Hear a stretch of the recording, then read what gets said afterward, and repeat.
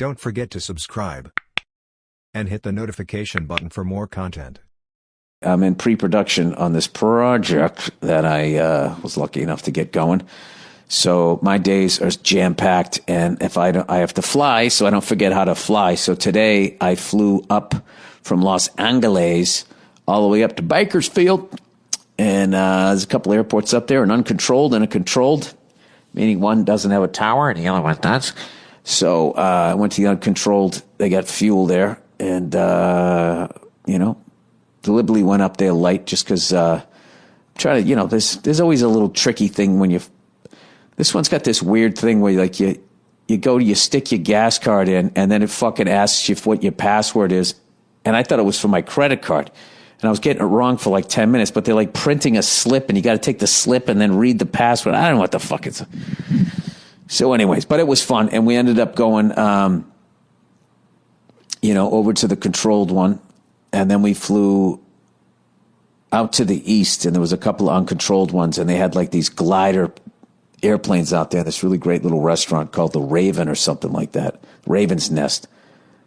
And I was just watching these planes like towing these gliders out there, and it's just like I was talking to my instructor, going, "Those have to be like some of the best like pilots out there, as far as like if they're ever in a Cessna and there's an engine failure, I don't think they're that The only thing I would think is that those gliders can glide a lot longer and farther. So they got to like take that into consideration. But like, it's every single landing that they do is essentially an engine failure.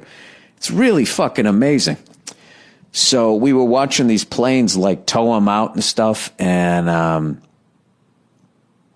it was amazing. And, it was really windy when we were up there. We were heavy. We had fuel. We had 2 people in there, and everything was good. And then, I went to go off the little the taxiway, and I made a left and just got spun around by the wind. The low RPM horn came on. I was like, what the fuck? So I learned something there. Did the dumb thing as I started going down on the ground. I started pulling the collective up instead of putting it down. So it got a little hairy there for a second, but then I was able to kind of like figure it out. The help of my instructor, whatever, but I never fly at that altitude. So I was just like, all right. So I learned a whole bunch of shit just in those couple of seconds. So, that also was flying. And by the way, none of it was, it was like literally like, I'm like a foot off the ground. So it wasn't anything crazy.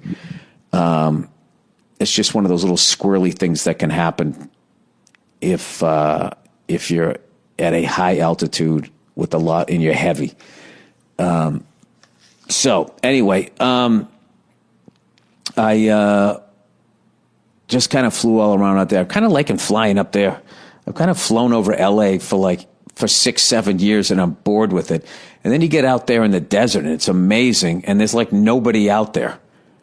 And then also, if you ever had a problem, you can fucking put it anywhere, as opposed to like when you're in LA where there's all kinds of like wires and fucking all kinds of other bullshit, houses, people, that type of stuff. So anyway, I been doing that, working out, trying to get in shape, man. By the time you hear this, I will be in New York City. We are doing the 9th sort of annual, with this fucking COVID shit. We had to miss a year. So the 9th annual, 10th year since we've been doing it, but the 9th annual Patrice O'Neal Comedy Benefit. I got a whole bunch of new shit. I went out and did like 25 minutes the other night here in LA, and I just had the best time, just like not doing anything that I did at Red Rocks, having a fucking great time. Ran into a buddy of mine I hadn't seen in a long time, shooting the shit with him, got all caught up. So I'm looking forward to doing all the new shit and seeing how that works back east. And also somehow trying to go into New York City and not getting COVID. That shit is getting like beyond contagious. But I'm just going to keep doing what I've been told to do, and I don't know. It just seems to be working. Dude, you know what I think you should do? Why don't you just do what the smarter people say to do? Dude, they're not that smart. I have the internet. Okay. I was talking to somebody the other day who had gotten it the second time and got over it and was saying, like, I need to go to the doctor. There's not something, I'm not breathing right. There's something wrong with me. And I'm just like, yay. Okay. Hey, man. What is that, the Third Amendment? I can breathe in a virus if I want to. All right, do it. Have fun with that. You do that. You enjoy that. Me, I'm opting out. Absolutely fucking opting out on that bullshit. So, anyway, why can't I get fucking comfortable here? You know why, Bill? Because you've never done a studio. That's why. If at some point you ever did a studio, it's so stupid. You know what? I'm like, you ever walk in one of those fucking restaurants? And these are a pet peeve of mine. You know, like you go to a place like, oh my God, dude, they have the best salami sandwich. There's an old guy. He's been doing it the same fucking way for the last 30 years. And you show up and it takes like 90 minutes to just order. I swear to God, I will walk across the street to a fucking McDonald's before I do that, you know? That is, I swear to God, I've done that so many fucking times. I'll see something on the internet. Everybody says it's the spot. And I walk, and the second I see the line, I go, fuck this. And I go into a Wendy's.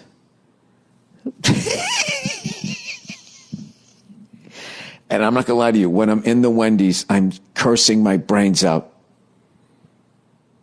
You know? Fucking goddamn stupid fucking cocksucking fucking internet blowing up every good fucking spot out there, flipping out. Meanwhile, it's like I wouldn't have known about the spot if it wasn't for COVID. Sorry, COVID. The internet. Sorry, I was looking at the word COVID here. If it wasn't for COVID, I wouldn't know where to eat. Anyway, speaking of that, oh my God, dude, my son flipped out, was so fucking mad at me. I actually felt bad. He was so goddamn, he has this thing, man, where he just like, he doesn't want to sit in his chair and eat. He wants to walk around and he wants to do the whole thing. Even though he doesn't quite know how to use a fork, he just wants to use it and flick shit around. And it's just like, all right, that's what you want to do, buddy. But then he had like this little bowl of bolognese, right? And he somehow got it, you know? I looked the other way and he got it in his fucking hands. And I was trying to take it away from him because I knew he was going to drop it and it was going to be this big mess. And the second I went to take it away, he's so strong. His little cute hands just gripped the bowl. And he went like, started yelling. I'm like, no, buddy, no, I just have to take this. And like, his whole head turned red and pulled away. And then I let go. And then he was looking at me. And then I was like, I have to get this away from you. I just have, because you're going to, you know, it's going to go all over the rug, all over the floor. And it's going to be a nightmare. So I went in and I just had to overpower him to get it away from him. And he screamed as loud as he's ever screamed, put his face down into the bowl, did like a 300 yell, except with like a baby voice. He was so fucking mad at me, and I got it away from him. And then he just ran at me and just threw his fucking arms all the way up like a fucking gorilla at the zoo. Like he was just going to beat my ass, and he came flying into my legs. I'm just like, oh my God. And I put it down. I was just going, I'm sorry, buddy. I'm sorry. He was so fucking upset. It was awful. Like it like ruined for like 2 hours of the day that I made him that mad. Even though, you know, I was doing the right thing. I mean, I fucked up as a dad that he got a bowl of bolognese in his hands. What the fuck was I thinking? I wasn't. But he got so goddamn mad at me. And, yeah, it fucking broke my heart for like 2 hours because I know what a big deal that is. That's his world, you know? You know, he gets a good feeling of satisfaction doing things for himself.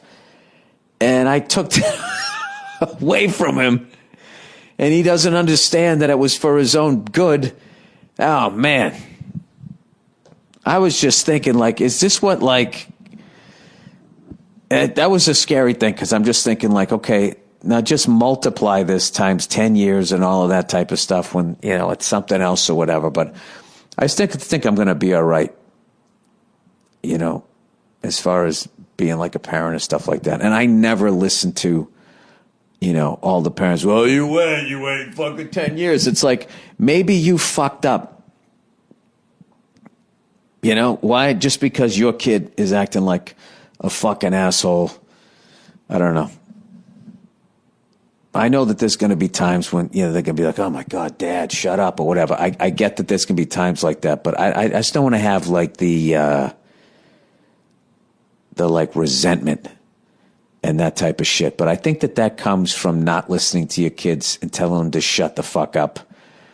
Like the way it was done when I was growing up. You know what I mean? So, yeah, and I'll tell you, the fucking side effects of that. Do you guys know to this day, when things are not working out for me, I get fucking pissed rather than just communicating to people how I need things to be done. And my wife is helping me out with that. And I realized that I never did that because when I was a kid, like no kid could do that. You couldn't be like, hey, you know, can I actually, it's like, parents back then were just like, hey, they'd snap their fingers, shut the fuck up or whatever. So you just kind of felt like you had no options. And I kind of carried that into my adult life. Like I'm literally talking about like going to a restaurant and getting a completely different order and then just not fucking saying anything. Cause I'm doing the formula of a kid, like, oh, if I say something else, then I'm going to get yelled at. So I'll just fucking sit here and eat this thing that I don't want. Or, you know, even back when my wife would be suggesting something like, hey, what do you want to do on Sunday? Like this mom. And I would immediately think, it's fucking playoff football. I want to fucking, and then rather than just saying that,